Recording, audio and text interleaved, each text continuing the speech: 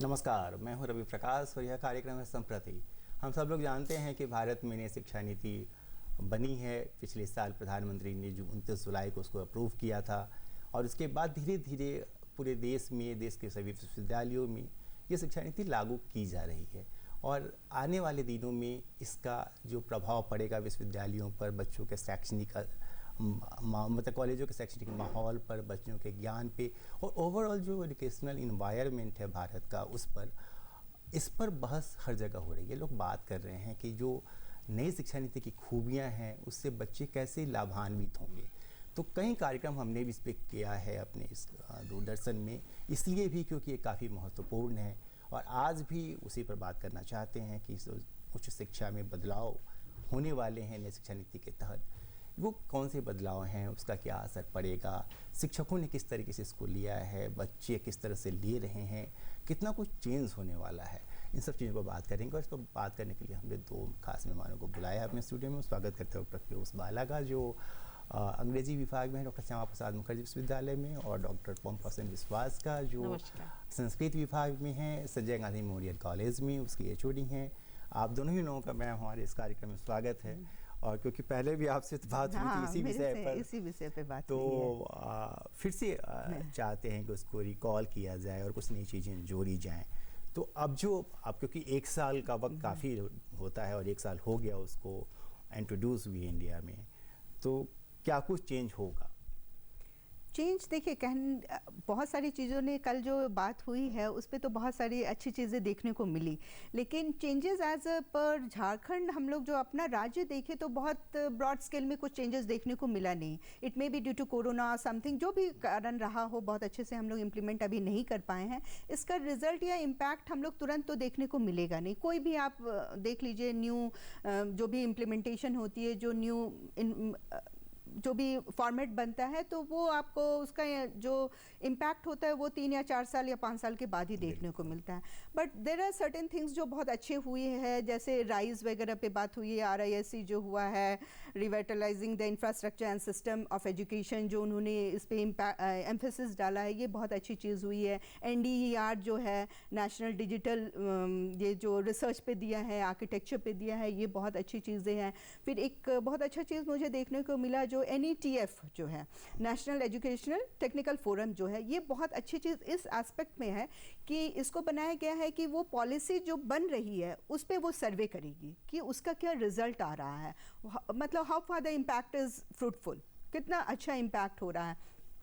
ये चीज़ बहुत अच्छा हुआ है। और दूसरी जो 1-2 चीज़ मैं ज़्यादा एम्फेसिस ये न्यू एजुकेशन पॉलिसी में तो दिया गया है, लेकिन उस पर सबसे पहला जो मैं चाहूँगी इस पर ध्यान दिया जाए वो ये चीज़ है, GER, ग्रॉस एनरोलमेंट पे, उस पे एजुकेशन पे ध्यान एकदम देना चाहिए, क्योंकि ड्रॉप आउट्स बहुत ज़्यादा होते हैं और ड्रॉप आउट्स को कम करने के लिए ये एक सर्वे होना चाहिए, रिसर्च होना चाहिए कि what is the reason behind, क्या रीज़न है जो बच्चे इतने ड्रॉप आउट्स होते हैं। और जो एनरोलमेंट भी है वो भी बहुत डिस्पैरिटी आपको देखने को मिलेगा कि मेल्स ज़्यादा एनरोल्ड हैं, गर्ल्स उसके बाद हैं, और SC ST का तो मतलब बहुत ही कम एनरोलमेंट है। तो ये खोजने की चीज़ है कि क्या रीज़न है और उस पर क्या हम लोग को काम करने की ज़रूरत है। अगर जब तक हम लोग अपने एजुकेशन में सुधार नहीं लाएंगे तो कंट्री बहुत ज़्यादा आगे बढ़ने को तो रही आगे बढ़ने से। इसलिए सबसे पहला चीज़ है कि हम लोग को एनरोलमेंट अच्छा करना होगा और टीचर और स्टूडेंट रेशियो को भी अच्छा करना होगा।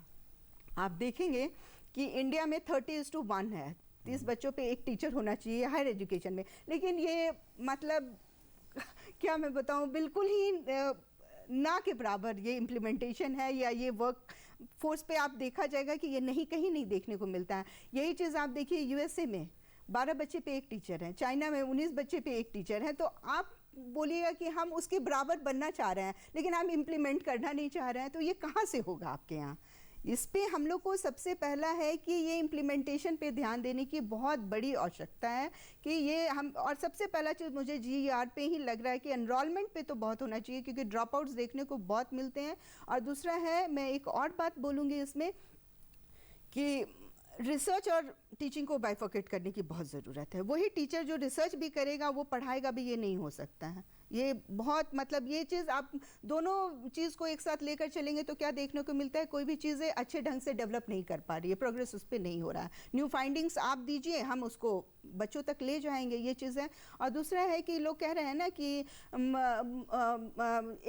एक के बाद दो, दो के बाद तीन बच्चे क्लास में चले जा रहे हैं। न्यू एजुकेशन पॉलिसी में ये आपको नहीं मिलेगी देखने को, इसलिए नहीं मिलेगी क्योंकि वहाँ पे स्किल डेवलपमेंट पे ज़्यादा एम्फेसिस दे रहा है कि आपके बच्चे 12वीं पास होते होते किसी एक चीज़ में स्किल्ड होना ही होना है बच्चों को। वो ऐसा नहीं हो सकता है बच्चा कि ऐसे ही निकल गया जनरल पढ़ाई करके चलो हो गया, नहीं, स्किल डेवलपमेंट होना चाहिए क्योंकि general education is creating unemployment. आप बहुत बच्चों को 500 बच्चों को हिस्ट्री पढ़ा के कौन सा आप एम्प्लॉयमेंट दे रहे हैं? कुछ नहीं एम्प्लॉयमेंट हो रहा है। वो नहीं, अनएम्प्लॉयमेंट को आप जनरेट कर रहे हैं। ये फैक्ट्री हो रही है यूनिवर्सिटी अनएम्प्लॉयमेंट जनरेट करने के लिए। इससे अच्छा है कि वो भी हिस्ट्री आप पढ़ाइए, लेकिन हिस्ट्री आप क्या पढ़ा रहे हैं जो आपका 600 साल 1000 साल पहले की हिस्ट्री। हम एज ए झारखंड ये बोलते हैं बंदरा मुंडा की हिस्ट्री हम लोग कितने कोई जानते हैं? Why not? नहीं पढ़ाते। क्यों नहीं पढ़ाते हैं? हम वो क्यों नहीं पढ़ाना चाहिए? क्योंकि he is the man who has मतलब रिप्रेजेंटेड झारखंड को। उन्होंने एज अ किंग हो या ट्राइबल लैंग्वेज हो, जो भी हो, बढ़ावा तो उन्होंने दी है, लेकिन हम लोग कितने लोग उनको जानते हैं? और क्यों हमको उनको नहीं पढ़नी चाहिए जो हम एमपी और राजस्थान की हिस्ट्री पे ज़्यादा एम्फेसिस दे रहे हैं वहाँ पे? तो एज बीइंग अ झारखंड हमको लग रहा है सिलेबस को भी मॉडिफाई करने की बहुत अब एसेंशियल आवश्यकता है, उसको बहुत रिलेवेंट बनाने की ज़रूरत है। रिलेवेंट आप बनाइए कि आपको भविष्य में क्या चाहिए। भविष्य में आप जैसे आर्टिफिशियल इंटेलिजेंस का बहुत डिमांड हो रहा है, लेकिन हमारे झारखंड में कहाँ पढ़ाई हो रही है? कहीं हो रही है आर्टिफिशियल इंटेलिजेंस की पढ़ाई? नहीं हो रही है। कंप्यूटिंग की आवश्यकता है। एक आप कहिएगा क्या कि बीआईटी मिश्रा है। अरे बीआईटी मिश्रा में कितने गरीब बच्चे जा पा रहे हैं, लेकिन गवर्नमेंट को अब उस चीज़ को ध्यान देने की आवश्यकता है कि जैसे रांची यूनिवर्सिटी और डीएसपीएमयू में तो उस तरह के कोर्सेज अब हम इम्प्लीमेंट करें।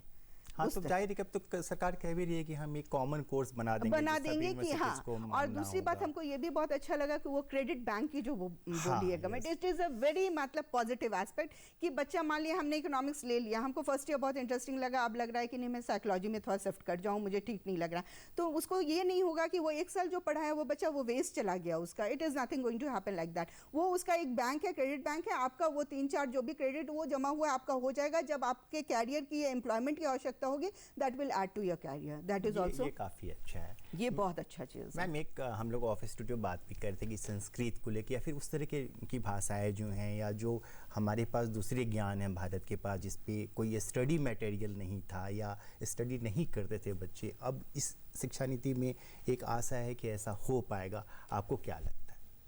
मुझे तो बहुत उम्मीद है, क्योंकि नई शिक्षा नीति में सबसे पहली चीज़ मुझे जो देखने को मिला वो है क्रिएटिविटी और भाषाओं की बात की गई है कि हर एक राज्य का जो क्षेत्रीय भाषा है या मातृभाषा है उस पर जोर दिया गया है कि उस भाषा पर भी पढ़ाई होगी और उच्च शिक्षा को हम लोग उस पर पढ़ सकते हैं।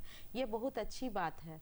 आपने संस्कृत की बात की, ये तो हमारी देश की भाषा है और इसके प्रचार प्रसार तो होना ही चाहिए। और मुझे लगता है हम जितने भारतवासी हैं ये सौभाग्यशाली हैं कि हम लोग इस देश में पैदा हुए हैं जिसके डीएनए में संस्कृत है। हम लोग कहते हैं संस्कृत नहीं जानते हैं, लेकिन हम लोग का डीएनए में संस्कृत है। संस्कृत पढ़ने से संस्कृत को बहुत लोग ये समझते हैं कि ये केवल पूजा पाठ की भाषा है, ये केवल पूजा पाठ किया जाता है। नहीं, ऐसी बात नहीं। ऐसी अगर बात होती तो आज योगा अंतर्राष्ट्रीय योगा दिवस के रूप में नहीं मनाया जाता, क्योंकि योग भी हमारे जो एक वेद का ही एक पाठ है, संस्कृत का ही एक भाग है। उसी तरह विज्ञान के जितने भी आईआईटी सेक्टर में कहा जा रहा है कि संस्कृत पढ़ाना चाहिए, ये बहुत ही आवश्यक है। अगर विदेशी पढ़ाते हैं तो हम क्यों नहीं, क्योंकि वहाँ भी जितने विज्ञान की बातें लिखी हुई है, चरक संहिता आदि, केवल आयुर्वेद की बातें ही हमारे संस्कृत में नहीं है।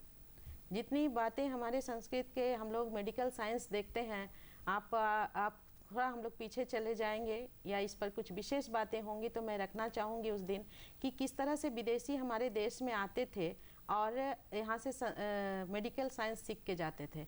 आपको आश्चर्य लगेगा, हम लोग अपने शहरों में देखते हैं मेडिकल स्टोर लिखा हुआ रहता है जिसमें से हम लोग दवाई खरीदते हैं, कहीं भेषज नहीं लिखा रहता। लेकिन विदेशों में जाइए तो वहाँ पर मेडिकल स्टोर नहीं लिखा रहता, भेषज लिखा रहता है। कुछ तो अर्थ है। वहाँ के मेडिकल कॉलेजों में जाएंगे तो हमारे देश के ऋषि मुनियों का मूर्ति वहाँ पर लगा हुआ है। आखिर क्यों? इस पर हमें सोचना चाहिए और इस पर नई शिक्षा नीति सोच रही है, ये बहुत बड़ी बात है। तो मुझे लगता है कि ये जो भाषाओं पर बात हो रही है, ये हमें, क्योंकि ये वैज्ञानिक रूप से ये सिद्ध हो चुका है कि मातृभाषा मातृदुग्ध समान है, ये केवल कहने के लिए नहीं है, ये सच में है। जो व्यक्ति मातृभाषा को संपूर्ण रूप से ठीक ढंग से जानते हैं, वो किसी भी भाषा को बहुत अच्छे ढंग से बोल सकते हैं और किसी भी विषय को समझ भी सकते हैं। यही कारण है, आप देखेंगे कि विदेशों में लोग जब भी हमारे देश में आते हैं, मैं दूसरे देश का उदाहरण इसलिए दे रही हूँ कि वो बहुत सम्मान के साथ, आत्मसम्मान के साथ वो अपनी भाषा को बोलते हैं। आपको समझ में नहीं आता है, कोई बात नहीं, आप ट्रांसलेटर रख लीजिए, आप सुनिए उसको, लेकिन वो इसके लिए अपनी मातृभाषा को नहीं छोड़ते हैं। तो ज़रूर इसके पीछे कोई रीज़न है तब तो क्यों नहीं हम अपनी मातृभाषा को छोड़ देते हैं। तो ये जो नई शिक्षा नीति में रखा गया है कि हर राज्य का अपनी अपनी एक क्षेत्रीय भाषा होती है, वही हम लोगों की मातृभाषा होती है, तो उस पर पढ़ाई होगी और उच्च शिक्षा होगी और उसकी यूनिवर्सिटी में उसका विषय रखा जाएगा।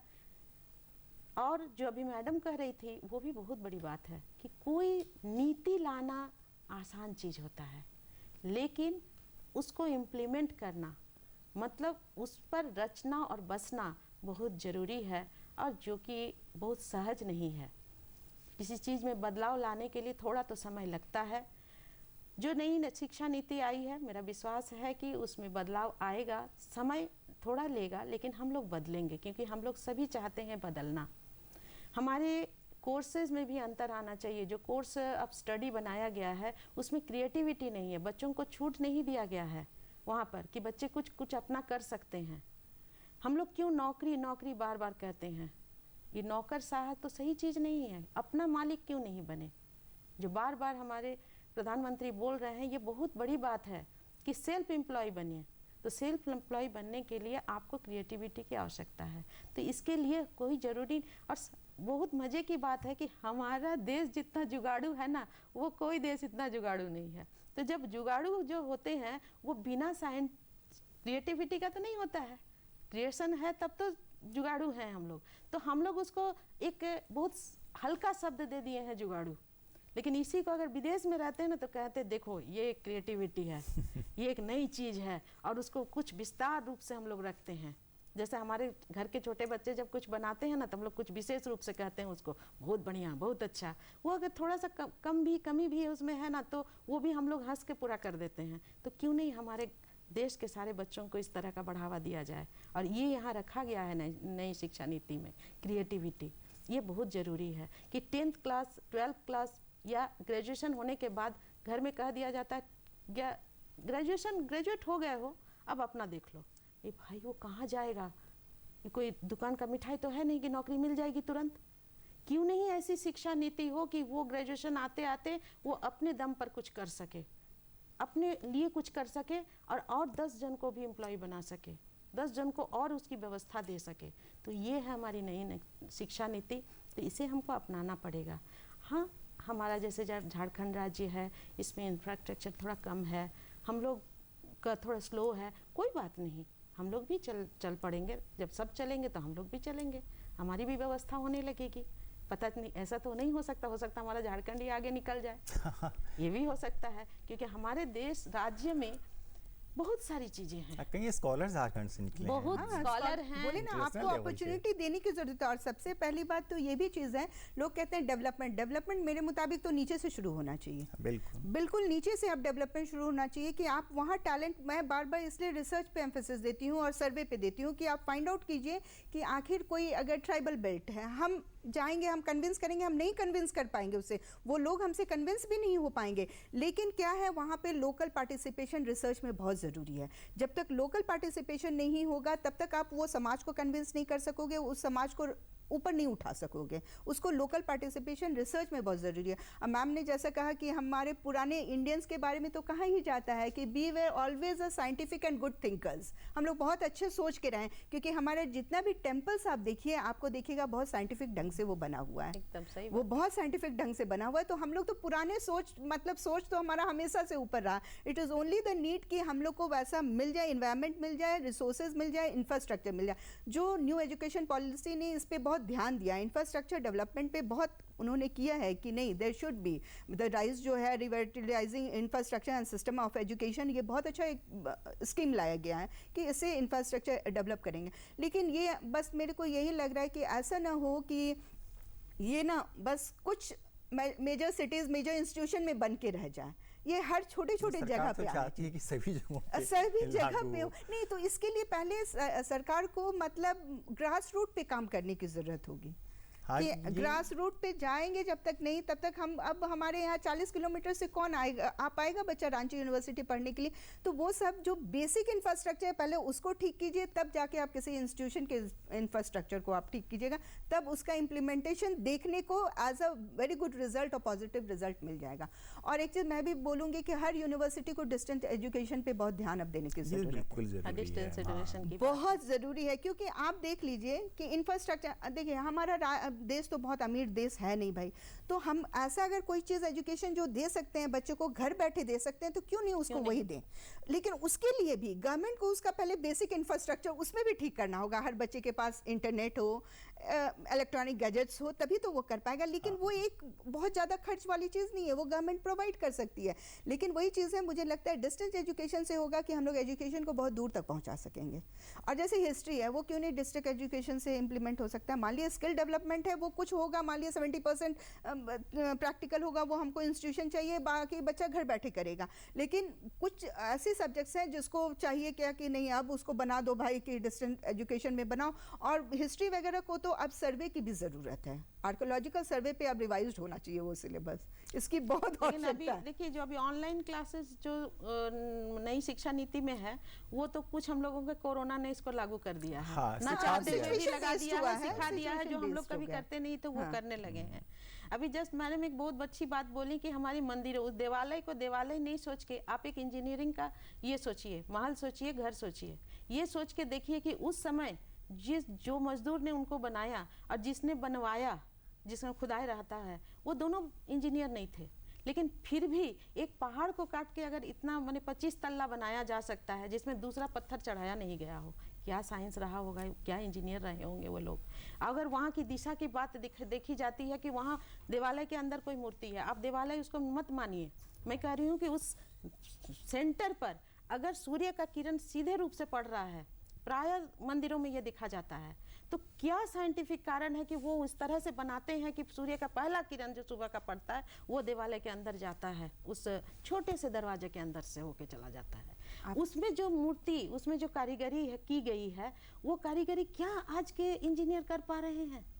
सोचिए तो 25 तल्ला, 26 तल्ला, 30 तल्ला, 50 तल्ला मकान बना रहे हैं। नहीं 50 तल्ला मकान बना रहे हैं सर। एक और चीज आपको दोनों में अंतर है सर, 50 तल्ला मकान और एक पहाड़ के ऊपर जिसमें आप 50 तला मकान में आपको बहुत तरह की सुविधाएं मिल रही है, लेकिन एक 50 तला मंदिर जो बना हुआ है उसमें कोई सुविधा नहीं बनी हुई है।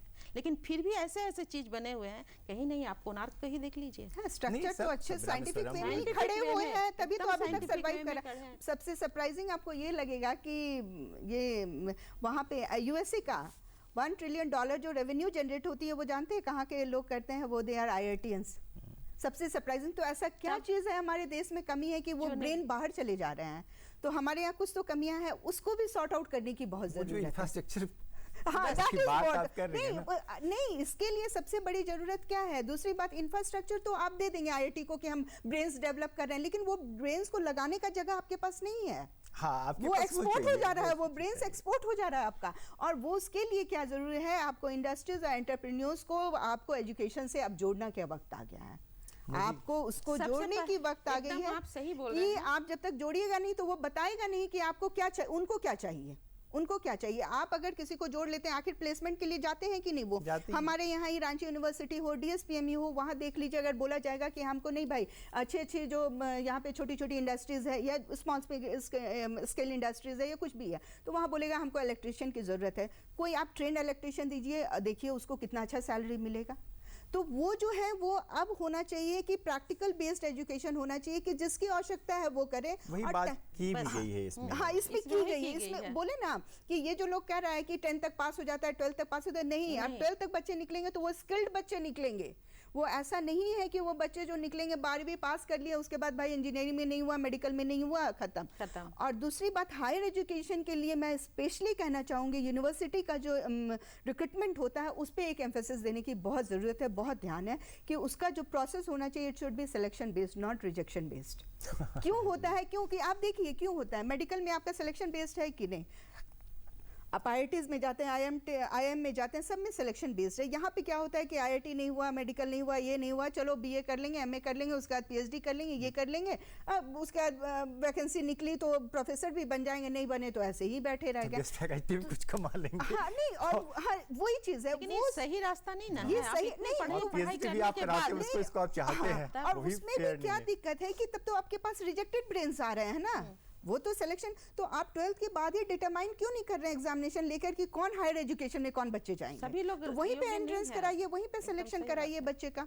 और दूसरी एक बात और चीज़ है, जैसे मुझे लगा कि ठीक है जो JEE मेंस होता है, IITs वगैरह का एग्जाम होते हैं वो वेल एंड गुड है, लेकिन उसकी जो एक है ना पूरा ही थ्योरी बेस्ड हो जा रही है एग्जामिनेशन। बच्चे जो 12th में प्रैक्टिकल किए, ये किए, उसकी यूटिलिटी तो वहाँ दिख नहीं रही है, में जाके हो पाएगी। हाँ वो हो पाएगी, में जाएगा, हाँ तो वो दिख पाती है, लेकिन यहाँ पे जो हो रहा है वो उसका कोई यूटिलिटी उस समय नहीं देखने को मिलता है। तो ये भी एक चीज़ है। और दूसरी बात है कि रिसर्च में हैंड फ्री करना चाहिए, गवर्नमेंट को फ्री हैंड देना चाहिए। देयर शुड, आप जितने भी डेवलप कंट्रीज हैं, यूरोपियन कंट्रीज हो, USA हो, आप देख लीजिए वहाँ रिसर्च पे कोई लिमिटेशन नहीं है, आप कीजिए बिंदास रिसर्च कीजिए, जितना खर्च कर सकते हैं आप कीजिए, उस पर कोई ये नहीं है, और उसकी कोई रिटायरमेंट एज भी नहीं होती है। मैं एक एग्जाम्पल अभी नहीं, नाम ठीक से नहीं रिकॉल कर पा रही हूँ, लेकिन एक है कि उनके बॉडी पूरे पैरालाइज हो जाते हैं, only the brain was working. Stephen Hawkins, हाँ राइट, उन्हीं के नाम से यूनिवर्सिटी भी है।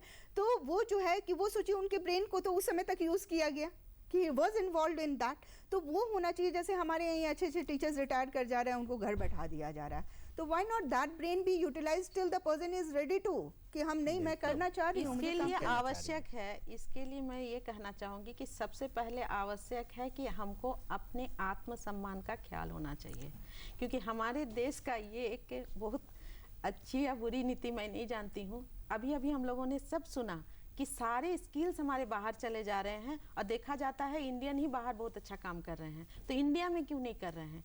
क्योंकि हम लोग जब वहां से आते हैं बोलते फॉरेन रिटर्न, एक बार तुम उधर से होके आ जाओ ना, नहीं वही चीज उसी में मैं आ रही हूँ कि लोग एक बार आ जाओ तो देखो तुम्हारी क्या सम्मान बढ़ जाएगा, पैसा बढ़ जाएगा, सैलरी बढ़ जाएगी।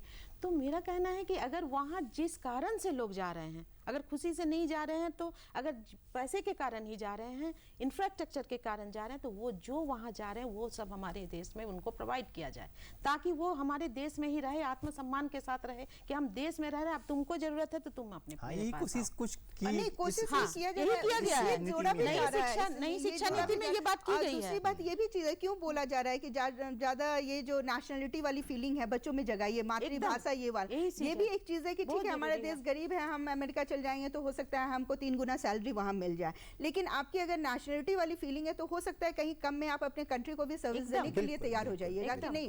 और बहुत कुछ दे रहे हैं, देखिए कितने लोग छोड़कर एग्रीकल्चर रिसर्च में आ रहे हैं। हमारे देश की पढ़ाई लिखाई में देशभक्ति की बात नहीं है कहीं भी, तो ये जो बात अभी सिखाई जा रही है बचपन से, ये बहुत जरूरी है कि ये देश जैसे घर हमारा अपना है, उसी तरह देश भी हमको अपना है, देश के लिए भी कुछ करना है।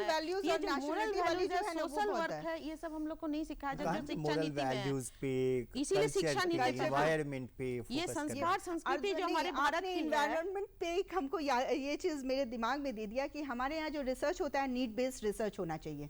हमारे यहाँ रिसर्च जितने होते हैं एनवायरनमेंट में, डू यू थिंक कि इंडिया की मेजर प्रॉब्लम एनवायरनमेंट है? वो वेस्टर्न कंट्रीज की प्रॉब्लम है, हमारी प्रॉब्लम नहीं है। हमारी मेजर प्रॉब्लम है पॉवर्टी है। हमारे पॉवर्टी पे कितना रिसर्च हो रहा है? उसके गांव में जाना होगा ना, नहीं तो जाना होगा तो इसलिए बोला नहीं, ये ग्रास रूट से अब डेवलपमेंट की जरूरत है। आप नीचे से डेवलपमेंट शुरू कीजिए, बहुत हो गया ऊपर से। हम लोग भी अपना आपको रिसर्च डेवलपमेंट चाहिए तो अब आपको वहाँ पे जाना पड़ेगा। अब वो होना चाहिए कि आप पॉवर्टी हमारा प्रॉब्लम है, हम एनवायरमेंट, वर्ल्ड एनवायरमेंट चिल्ला रहा है, हम भी चिल्ला रहे हैं उसके पीछे। भाई क्यों चिल्ला रहे हैं? हमारा तो वो प्रॉब्लम है नहीं, मेरी तो पॉवर्टी मेन प्रॉब्लम है, हम उसको सॉर्ट आउट क्यों नहीं करें? उस पर कितनी रिसर्च हो रही है, एकदम बिल्कुल ही मतलब नील टाइप की है रिसर्च। एक चीज़ और बताइए, जैसे कि जो डिसिप्लिन चेंज करने की बात हुई है नई शिक्षा नीति में, ये तो बहुत पॉजिटिव लगता है, बाहर से पॉजिटिव होना भी चाहिए फ्यूचर में। इसका कितना असर बच्चों के ओवरऑल ग्रोथ पे पड़ेगा? डिसिप्लिन जी, डिसिप्लिन ओवरऑल ग्रोथ में पड़ेगा ही पड़ेगा। हम लोग डिसिप्लिन नहीं है क्योंकि हमारी भारतीय संस्कार और संस्कृति डिसिप्लिन में ही जाता है। आपको मैं एक उदाहरण के रूप में दूं कि अभी कोरोना आ गया तो संपूर्ण विश्व प्रणाम कर रहा है।